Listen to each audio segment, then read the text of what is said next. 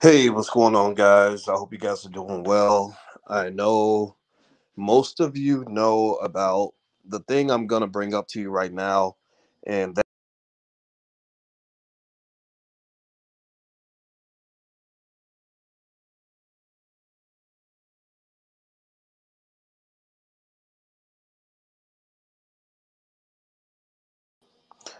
sorry, guys, my camera went out for a second.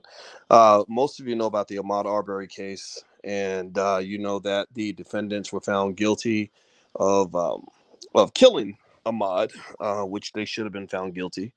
Some of you are happy. Give me a yes or no if you've been following this case. Also, let me know if you can hear me. Let me know if you can hear me. I just hit the wrong button. I want to make sure I'm coming through okay. Can you hear me all right? Let me know if you can hear me. Yeah, and so the case is over. Justice was served. It's a good thing. I couldn't see any reason why these yahoos should have gotten away with what they did. It didn't make any sense. There wasn't any information that, in my view, would justify a not guilty verdict. And I don't care much about these guys. I think that they learned the hard way that you can't just sort of take the law in your own hands and do whatever you want to do. And all that's fine and good. So let me throw this out there, Sonia and Sapphire. Give me a yes if we can agree that this case, that justice was served here, that the guilty verdict was appropriate, and that they should get as much time as required for what they did. Right. So I agree. That's where I stand. That's my position on it. Now, why am I bringing this up? So you saw this case kind of happen. Y'all know me. I read between the lines. I go a little bit deeper, right? And so my heart definitely went out to Ahmaud Arbery and his family. Uh, that um, that this case was one that was handled appropriately. And I wish him well in the afterlife. So here's where I want to go with this. You guys know me. I don't see things at level one. I see things at level two, three, four, five, six, seven, eight, nine, 10. And so I'm watching the Ahmaud Arbery case happen, and I'm seeing all the protesters, and I'm seeing everybody sort of expressing legitimate and righteous indignation over the case. I saw the people outside, screaming justice for Ahmaud. I saw Ben Crump. Ben Crump showed up. Ben Crump is always in the cut. He's gonna get his check. Y'all know what it is. He's sitting next to Al Sharpton, so Ben Crump is there, about to get paid. For the family and everything else, and that's fine. I want to see him make money. I'm happy for him. But here's where I can't necessarily go in the same direction as everybody else. If you ask me, Boyce, were you having a good day before the Ahmaud Arbery verdict? I'd have said yeah. If you said, Boyce, are you having a good day after the Ahmaud Arbery verdict? I would have said yeah. If the verdict had been not guilty and somebody said, are you still having a good day? I would have said, yeah, I am. And the reason is because I am having a hard time figuring out how these ambulance chasing civil rights superstars and the one off cases are really changing the trajectory for the black community. Now, I'm not in any way saying anything about this particular case. I mean, shout out to Ahmaud. These hillbillies deserve to go to jail, no question about it. It was a completely inappropriate situation. The case was what it was. But and I'm not I don't want to be a hater on Ben Crump. I think or whoever. But the thing is, if you go back 40 years, you have always had the same situation emerge in the where black people get riled up over a case, and the verdict is either not guilty and everyone's outraged, or it's guilty and everyone feels relieved, and nothing changes. Nothing changes. I mean, nothing changed. Let me tell you. Let me explain to you where this is coming from. Some people ain't gonna get it. Some people gonna say, "Man, Boyce, dang, Boyce, you just being a wet blanket, man. You just a hater, Boyce."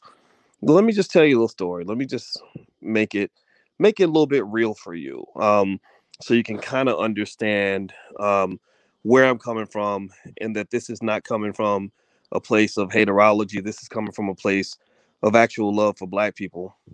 Let me show y'all a picture right here. See this little girl? She's standing next to her uncle, and the little girl is Elishama Wright.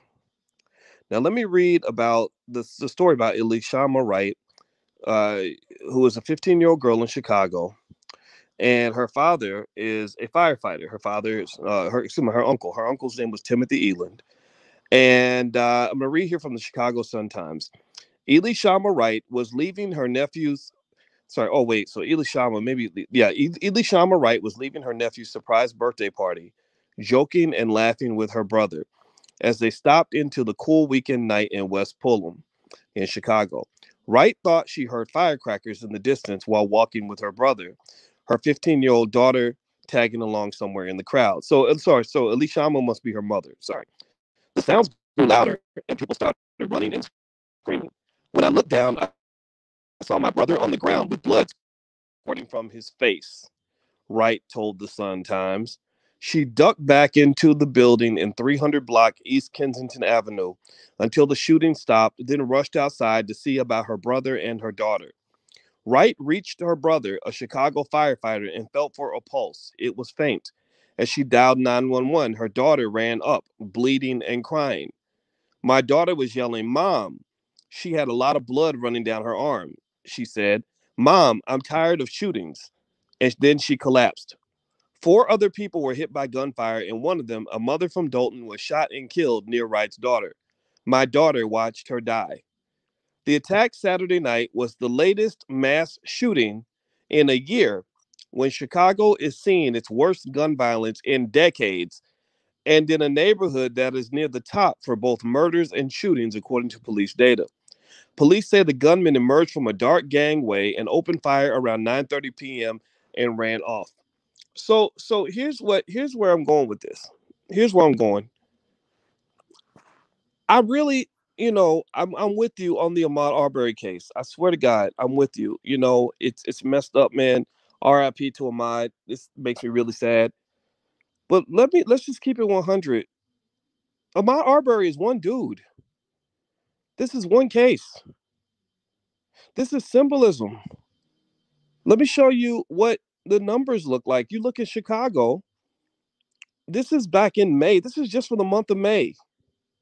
One person, compare 1 to 68, 56. Look at these numbers. Look at these numbers. The numbers of kids in Chicago who died from COVID, the total number of kids who died nationwide from the pandemic in 2021 is 214. The number of children shot in Chicago alone is 261. Now I want you to compare 261 to 1. And what I'm asking, and honestly, I hope I can ask this and still be loved. I really do. I hope intelligent black people will at least get what I'm saying, because don't nobody else understand what the where the fuck I'm coming from. But I'm trying to understand how I'm supposed to be emotional about Ahmaud Arbery only, and then forget about the hundreds and hundreds of children being murdered in Chicago on a regular basis. Hundreds of children being murdered in Philadelphia on a regular basis.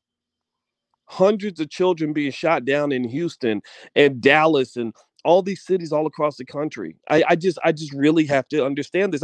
Now I know some people gonna come in, they're gonna be like, man, you just hating, dog. You just hating. Well, just take your dumb ass out of my chat, man. I'm seriously.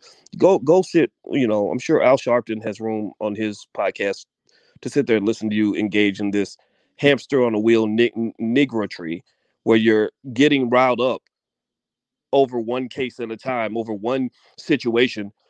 So white boys, down south, they shot a black man, and we all, this is terrible. Black lives matter. But if black lives matter to you, then you would want to save black life.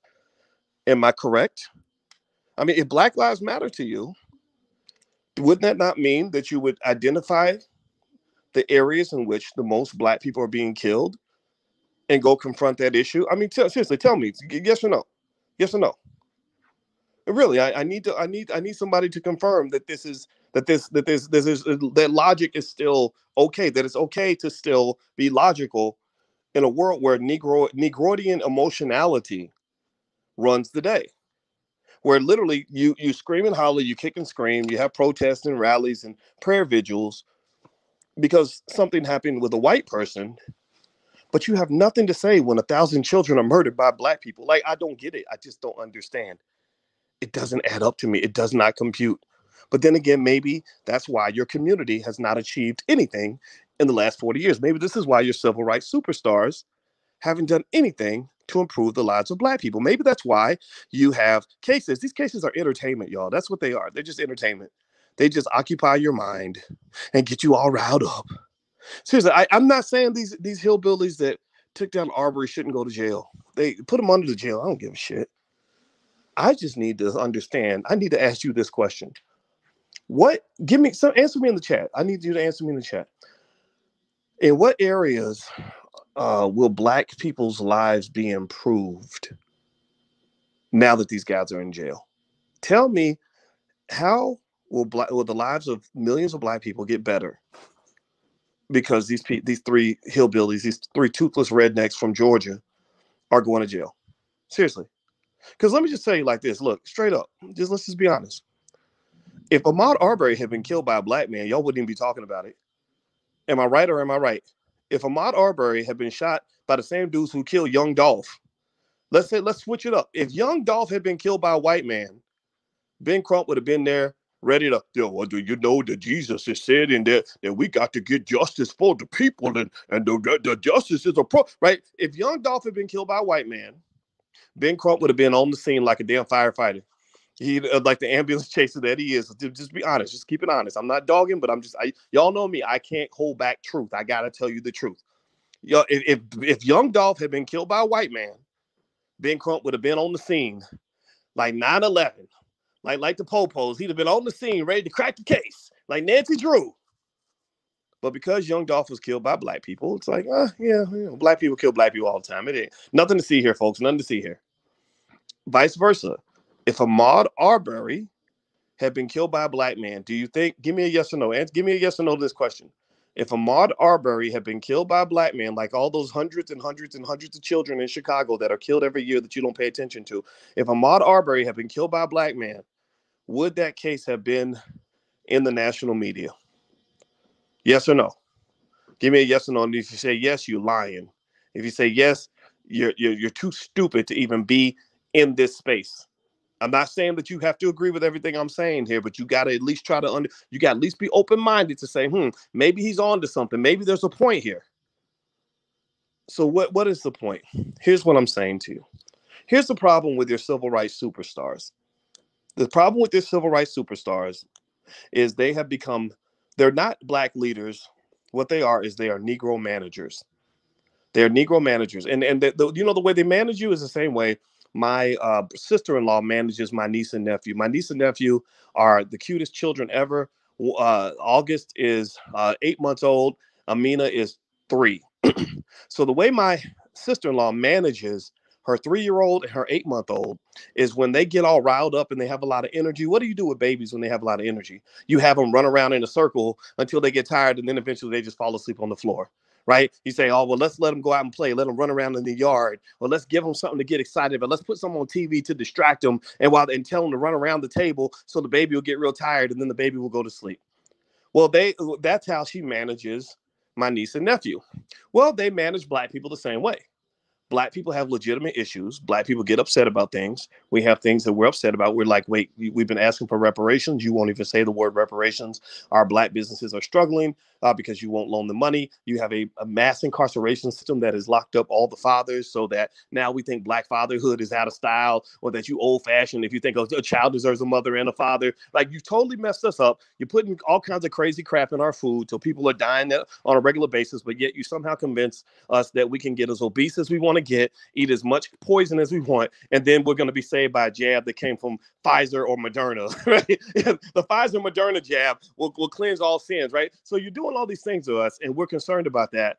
But then what they do is they throw up something that represents symbolism, and then they get you riled up, And just like the little babies, you scream and holler, jump up and down. It gives you something to do. You go out and you have protests and rallies and prayer vigils, and you say, "Oh my God, because of Ahmaud Arbery case, I'm afraid to let my son leave the house." Well, you know what? I'm sorry, but there's a whole lot of mothers in Southside Chicago who have the same fear of letting their sons leave the house. And guess what? The fear is real.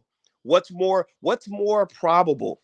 That your son's gonna run into three toothless hillbillies in a small town in Georgia, or that your son's gonna run to some thug motherfucker who been listening to music that's convinced him that he ain't nothing but a gangster and a killer, and that he's supposed to take down black people at every available opportunity? Which one is more likely to kill your son? Because I know a lot of black people who've been killed.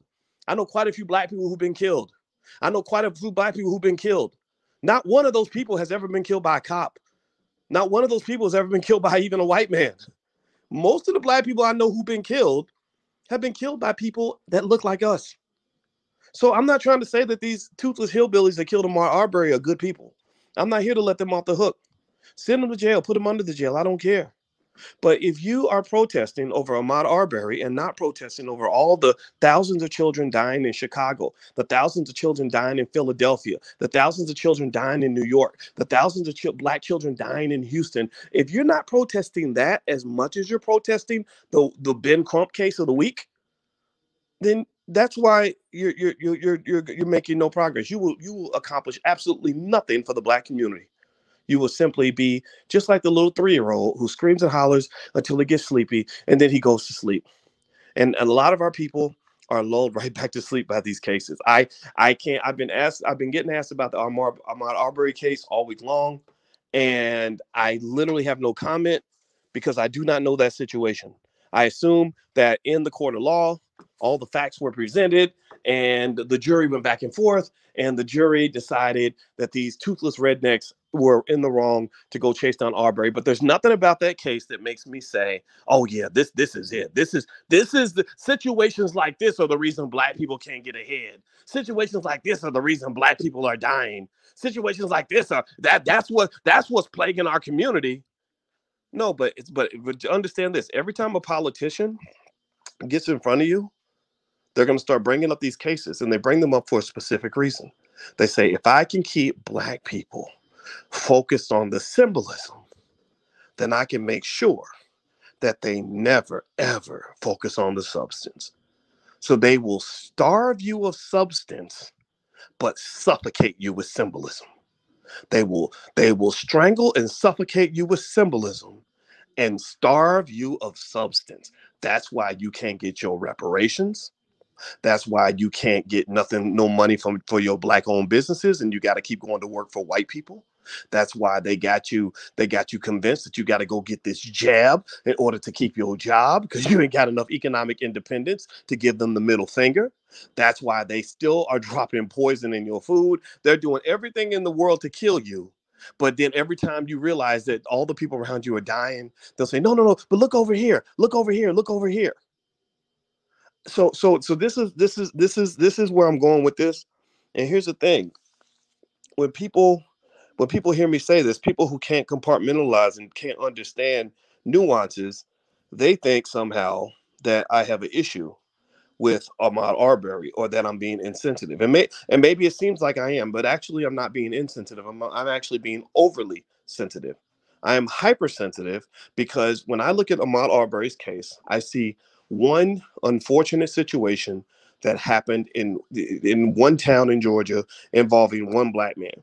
When I look around and I look at what's really killing black people, I look at the numbers. I look at hundreds and hundreds of children, hundreds. When you compare one to hundreds, the hundreds have to win. If the one wins over the hundreds, then you must ask yourself, who taught you that one situation, one case was more important than 1,000 cases? Who told you that? Who told you that? Who made you think that? Well, it was white supremacy. It was white supremacist media. Believe me, if white media was as focused on all the hundreds of children being shot in Chicago as they are on the Ben Crump case of the week, that's going to get Ben and his people paid, right? That's going to get Al Sharpton another check, right? Believe me, I get that. I totally get where you're coming from. I totally get where you're coming from. I worked with Sharpton. I worked with Sharpton on a case in 2009. We went out to two cases actually. One, we went out to help what's the sister's name? The sister's name Kelly Williams Bolar out of Ohio, who was a mother who was accused of a crime because she sent her children to a school outside their district. We went, Sharpton and I, in 2009, went to Ohio and held a rally on her behalf. There was another case, a sister out in, her name escapes me right now, but it was in Missouri. There was a young college student who got arrested and was facing 15 years in prison after she cut in line at a Walmart. So I've done that. I've done the case by case approach to civil rights. The reason I transitioned out of that, and the reason you don't see me doing things with Sharpton anymore, is because when I was in that space, I felt like it was a waste of my time. When I was in that space, I said, this is not really going to move the needle forward for Black people. And when I was in that space, I noticed, I agree, I will submit, I think Al Sharpton is one of the smartest people I have ever met. I have never met a man who can remember that many people's names and keep up with that many relationships. He's absolutely masterful at that. I give him complete credit with that. But I remember sitting there thinking that this is why Black people don't move forward, because we work real hard at things that don't amount to nothing. Like literally, the work of most of our civil rights superstars is tantamount to asking your child to spend 87,000 hours counting every single crack in the ceiling and memorizing its location. It's going to be hard to do. It's going to be hard to do.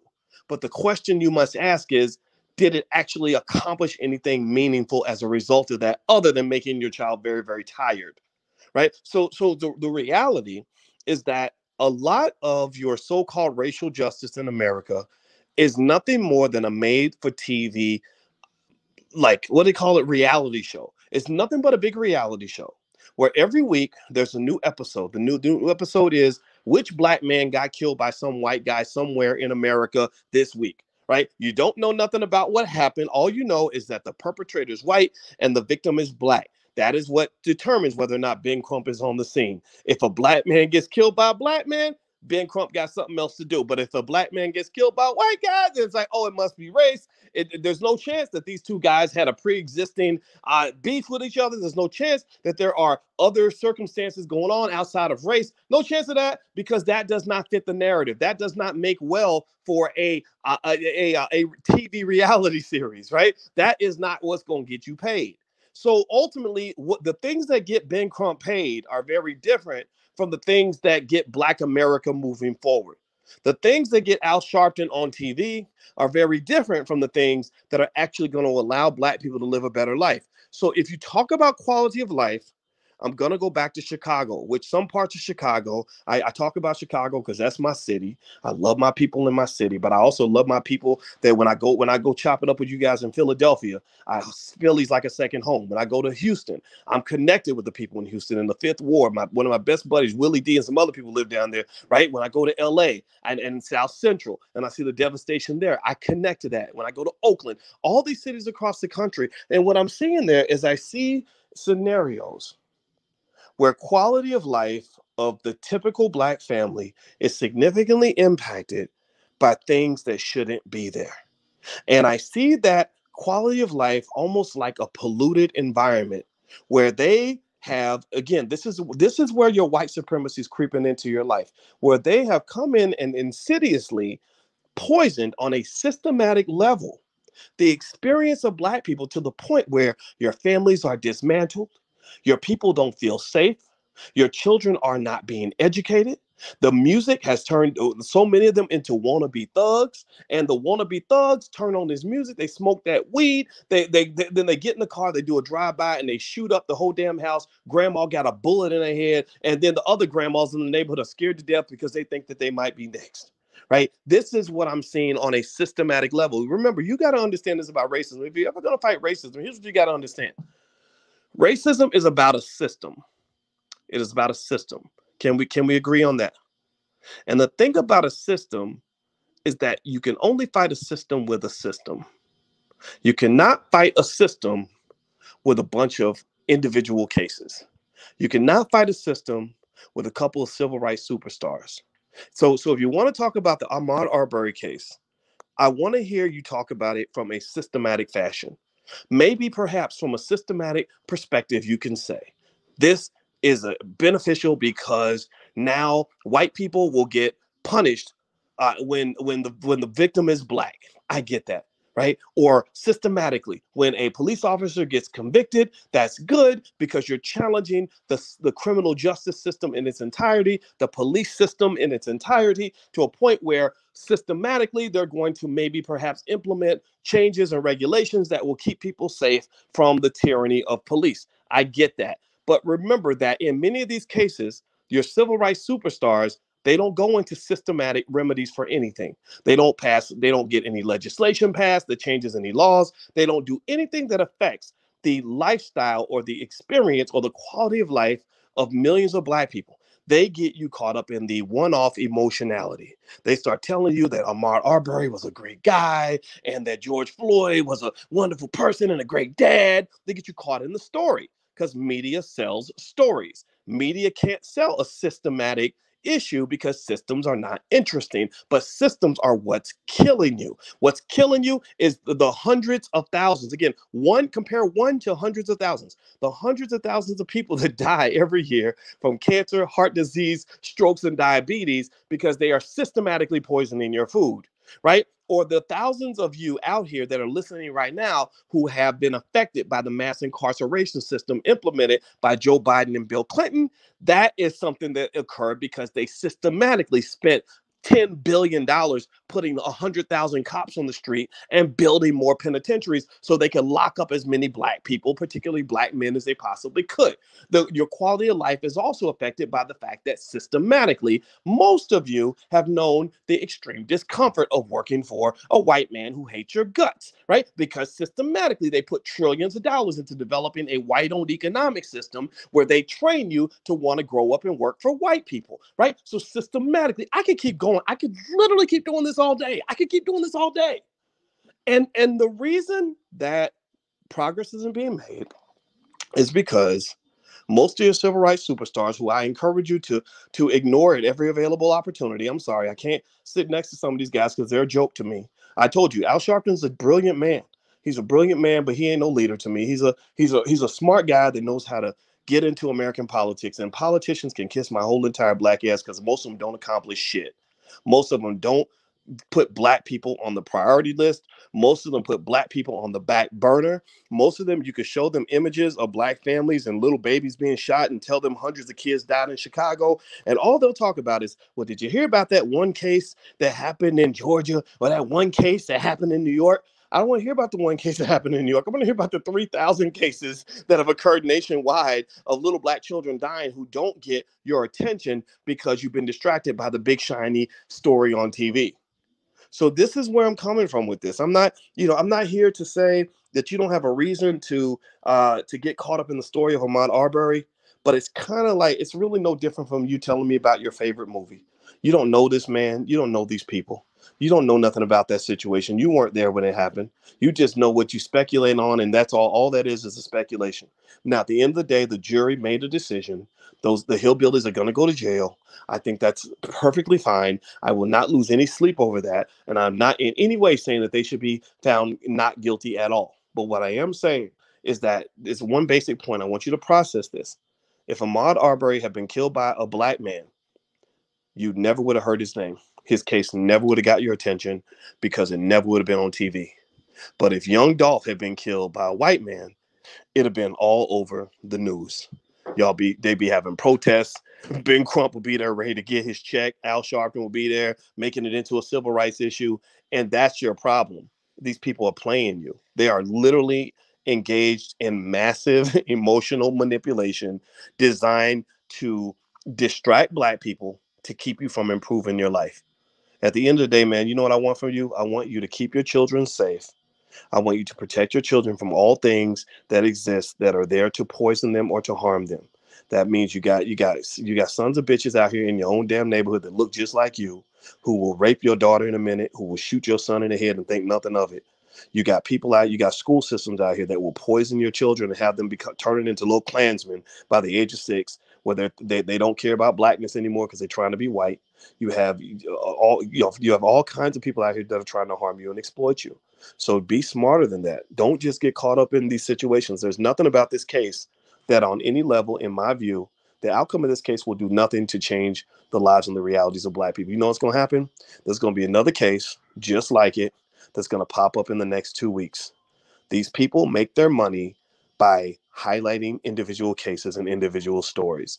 And I don't just say this as a person who's just sort of been observing this. I say this as a person who's been up close. I've been right there in the middle of these cases, and I see how the cases are seen as cash cows for the civil rights superstars. In fact, I remember one time, I'll tell this story and then I'm going to go. There's a time where I sat down with a prominent civil rights person. I'm not going to say the person's name because I'm not trying to start no beefs. And this person got mad because the case that we had worked on at the time, this was many years ago when I thought these individual cases actually made a difference. Now I don't believe that they do. I'm completely convinced that they don't. And he was mad because I mentioned it on somebody else's radio show. And I said, yeah, well, isn't it, all that matters is that the people hear about it, that we share the story, right? And he said, no. He said, no, I put money into this case. I invested in this case. So you should have broke it on my show, not his show. And literally that's what it is. These cases are cash cows. These are just assets. These are things that they can use to make money, to get on TV, to remain relevant. And they're going to keep doing it. They're not going to listen to me. They're not going to stop because I said this. What I'm doing is I'm making an appeal to any intelligent person out here who really wants to make progress, to stop paying attention to the nonsense. Let go of the symbolism. Focus on the substance. Let's focus on the substance. Okay, that's my 2 cents. And I hope I didn't sound too mean. I probably sounded a little bit like harsh. I'm sure I hurt some people's feelings, and I don't mean to hurt your feelings. I promise you I don't. And I'm not here to say that I'm 100% right about everything. But what I am here to say is that you can't talk about Ahmaud Arbery if you ain't gonna talk about those hundreds and hundreds of children that get shot in Chicago every year. If you only talk about the cases that white people put on TV, but you can't talk about the cases that are happening to black people all over this country, then that might mean you're a white supremacist. So I hope there are no white supremacists in the building. If that's how you think, then you may want to leave. So anyway, guys, I'm out of here. Hit the thumbs up button, thumbs up, share, subscribe button if you haven't done it yet. If you'd like to learn more about some of the stuff we have going on, the Black Business School, go to boycewatkins.com. That's my website right there on the chat. All right, guys, I'm out of here. Have a good day. Love you. See you soon. Peace.